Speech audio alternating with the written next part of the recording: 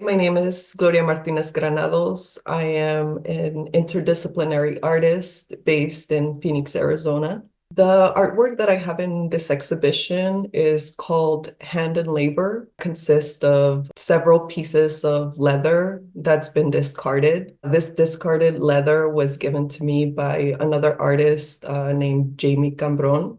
I wanted to use a photograph that I took of my father's hand as a reference. My dad has always been the provider to our family, so it's always been an important factor of my artwork to celebrate those laborers that sometimes go unseen and are not visible, especially as a migrant worker. Those works are not typically something that is celebrated. If anything, in this current political climate, it's things that are now being criminalized, scapegoated as a criminal act, when in reality, these are the hands that hold the country together. These are the hands that are building our futures. For this specific piece, I'm using a cross-stitch technique, and it is a very laborious process. The image itself and the pattern that it creates takes a very long time to be able to read the symbols and then almost like print them, right? As you're stitching every pixel, it then expands into an image. As you step away from it, you can actually see a photorealistic image. As I'm stitching these in this very slow process, it's almost like a healing practice for me. This very slow, methodical way of working with the materials, and not just working with these materials, but bringing them back to life, giving them new life, giving them a whole new meaning. The stitch work really goes back in memory with me, with thinking about my mother, thinking about my grandmother, thinking about these matriarchal figures in my life that have strengthened me in different ways. The tie that my memory has to leather is from childhood. I lived in Guanajuato. Guanajuato is known as the shoe capital of the world. And I have these memories of my family sitting in a circle and they would be, stitching away. They would get these patterns of leather shoes.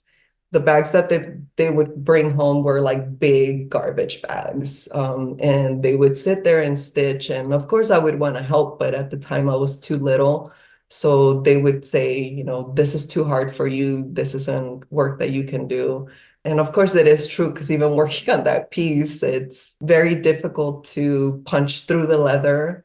And even after you punch through, going through the needle again definitely takes more tension to pull through. The leather scent is very ephemeral. It really touches you. As I was working with it, I was thinking about that stitch work, and it tied me back down to that memory of just my family getting together to make ends meet. I've been sitting with all these ideas of what this piece means and what it's saying. It shifts, but it always comes back down to the natural attraction that I had for the material. When Jamie sent me these pieces of leather, they were, chunks of leather, geometric looking. They were just kind of cut up in different areas. So as I began to piece them together, I was almost thinking of like this landscape.